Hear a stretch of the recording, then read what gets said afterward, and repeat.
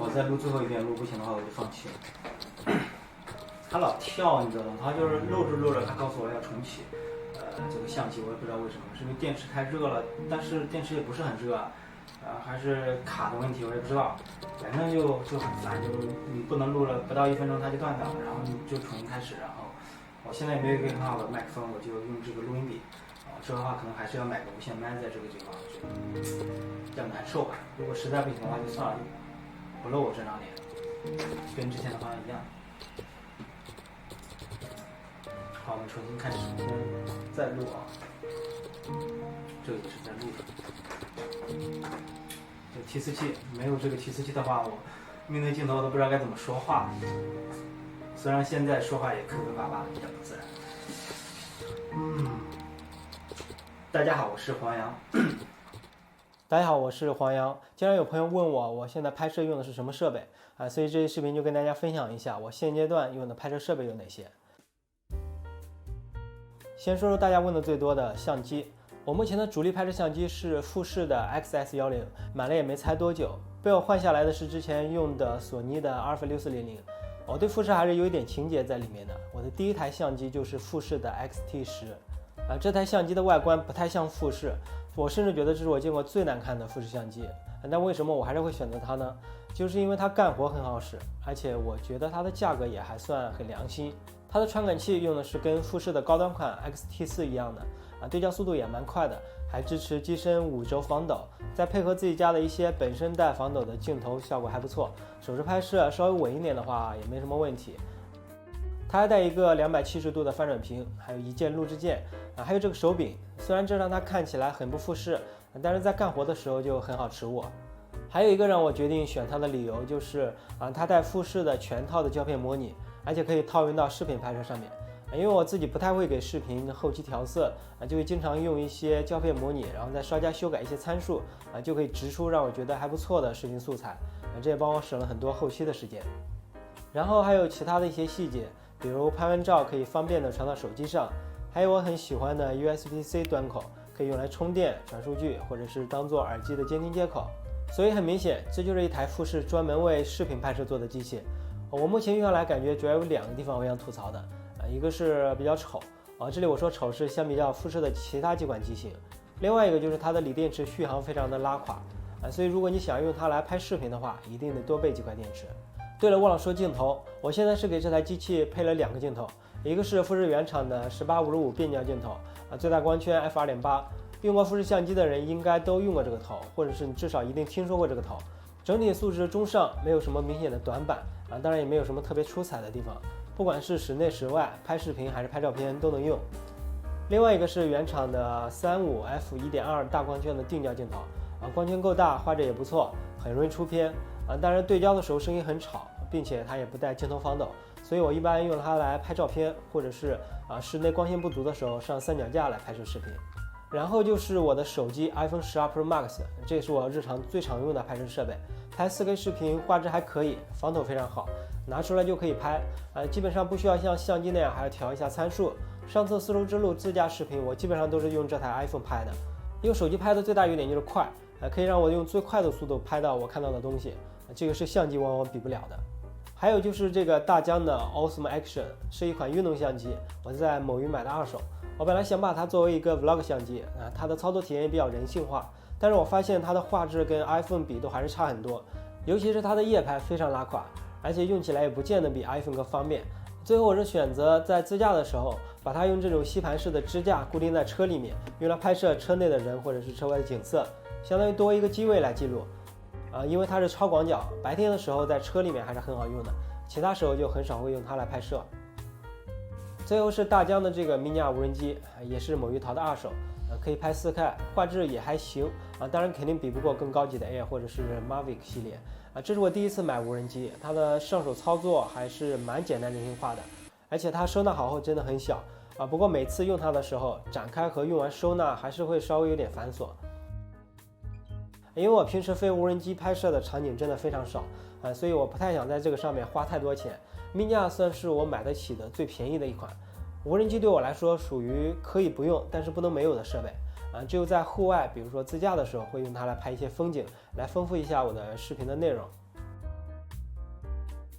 除了相机以外，拍摄视频的收音效果也很重要，这个也是我最近才开始探索的。像我的手机和相机，虽然它们也有内置麦克风但是因为体积的限制，收音效果在有一些场景下可能并不太好并且因为它们是全指向的，就是除了我说话的声音，也会把周围的环境的杂音全部都录进来或者是有时候我在室外拍摄，风比较大这样的话就很容易破音。现在风特别大，但是太阳也快落了。我最早买的一个相机麦克风是博雅的 MM1它不需要额外供电，只需要把它固定在相机顶部的热缺口，你再把它的音频线一头插到相机的录音接口就行了。因为它是一个新型指向的麦克风，就可以过滤掉一定的杂音，这让我录到的声音质量能够提高不少。在户外用的时候，一般为了防风，也会给它带上一个防风毛衣。然后就是我最近才入手了，用过之后我非常喜欢的麦克风猛犸的 LAK 150就是我现在这个地方在用的这个它是一个无线领夹式的麦克风。买这个是因为我最近拍视频遇到2个问题，一个是上次我拍自驾视频的时候，因为车在高速行驶的时候胎噪比较大，车里面录制视频的话，如果你不用外置麦克风的话，录出来的声音效果非常差人声有时候都听不太清楚。昨天成功的入江，也就是来到哈密了。今天从如果用那个博雅的麦克风的话，如果想同时录2个人声音又不太方便。还有一个就是我最近开始尝试拍一些本人出镜的这种视频也就是 A-roll因为镜头跟人之间还是有一些这个距离的即使用博雅的这个麦克风录出来的那个声音效果还是有房间的混响声，就感觉声音比较浑。我也试过用录音笔来单独采集我说话的声音但是要用手拿着也不太方便，而且后期还要再对轨，就也不太好所以最后我就入了这个 LAK 150无线领夹麦克风。我们先来听一下不同录音设备在相同环境下录出来的声音效果对比，这个是最直观的。大家好，我是黄洋，我现在在用相机的内置麦克风录制，我现在在用博雅的外置麦克风录制，我现在在用猛犸的领夹麦克风录制，我现在在用相机内置的麦克风录制，我现在在用博雅的麦克风录制，我现在在用无线领夹麦克风录制。其实很早以前我就想过买一个这样种领夹的麦克风，因为我看很多专业人士还有一些视频博主都会用这种领夹的但是我会觉得这种东西用起来可能比较麻烦，我是特别怕麻烦的那种。但是在用了几次之后，我就觉得为什么没有早点买它。可能也有些观众跟我之前一样没有用过这种麦克风，我先大致说一下这个麦克风的原理，我不说太多细节。简单来说，它有1个或者2个发射器，然后有一个接收器，还有一个音频转接线。我们需要把发射器夹在衣服上，一般是比较靠近嘴的地方。这个发射器的小盒子里面就有一个麦克风。另外一个是接收器，一般会把它固定在相机上，然后用音频转接线连接相机上的麦克风接口和接收器上的麦克风接口。用相机开始录制视频的时候，我说话的声音就会被发射器里的麦克风录到，并且实时传给接收器，接收器再通过音频线实时传给相机，这样相机采录的声音就是来自于我衣服前的这个发射器录制的声音。我用的这款有2个发射器，也就是所谓的1拖2就是可以同时给2个人用，它也会同时把2个人的声音都录进来。现在领夹麦克风有很多，我为什么会选择这一款呢？首先它是无线的，这样不管在用的时候还是收纳起来都会非常的灵活方便。然后是它的发射器，也就是夹在我衣服上的这个小盒子，很小也很轻，一个发射器大概比火柴盒还要小，重量大概也只有 AirPods 的1半。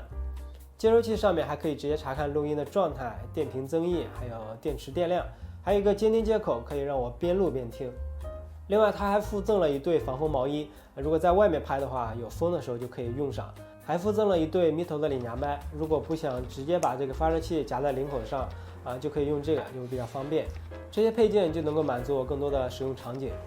当然它除了可以给相机用，也可以通过转接线给我的手机或者是电脑用。还有一个我超喜欢的就是它的收纳盒，同时也是无线充电盒。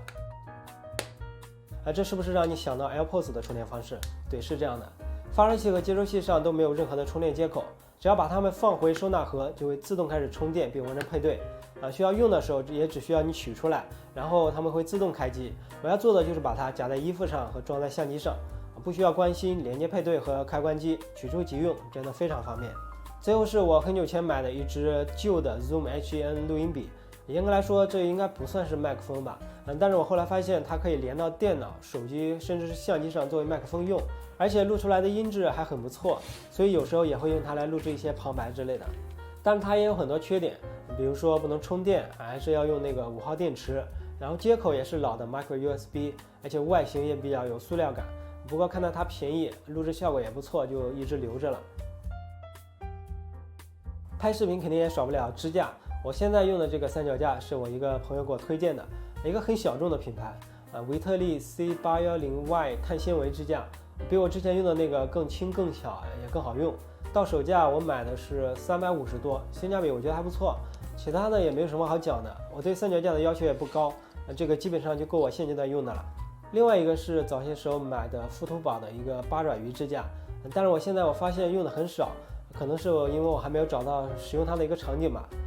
最后是鱼篮子的一个小三脚支架，它收纳起来非常小，很适合作为 vlog 相机的三脚架，配合一个冷靴的夹子，就可以让我的手机变成一台可以外置麦克风的 vlog 相机，给卡片机用也可以但是如果你接上比较重的微单，可能就不太稳。我外出用手机拍视频的时候，一般会用它，有时候也会放在桌子上当做麦克风的支架用。最后说说补光灯，其实我对打灯的研究不多，也没有买专业的补光灯只有一个小小的补光灯。大多数时候拍视频我都是借助自然光和室内已有的灯光，主要是我嫌那种专业的补光灯比较费事，而且放在家里也比较占地方，就一直没敢买。之后有需要了再添置吧。如果大家有比较推荐的又好收纳的补光灯，也可以告诉我。最后再补充一个东西，就是提词器，这也是一个神器，可以让我在面对镜头的时候也能够流畅的说下去。我相信很多人都跟我一样，在面对镜头的时候都会有一些紧张和不自然。我一开始的时候甚至连一句话都说不流利，提词器也算是一个方案，起码让我可以像现在这样开始直面镜头来分享一些东西。面对镜头表达，对于像我这样对镜头有一些恐惧的人来说，不是一件简单的事情，我还需要多加练习。以上就是我目前在用的这些拍摄设备，它们有很多都算不上专业，甚至有一些是我淘的二手货。不过对于我来说，能够满足我当下的拍摄需要，提高我的使用效率就可以了。这就是本期视频的全部内容，喜欢的话记得点赞、收藏、加关注。我是黄洋，我们下期见，拜拜。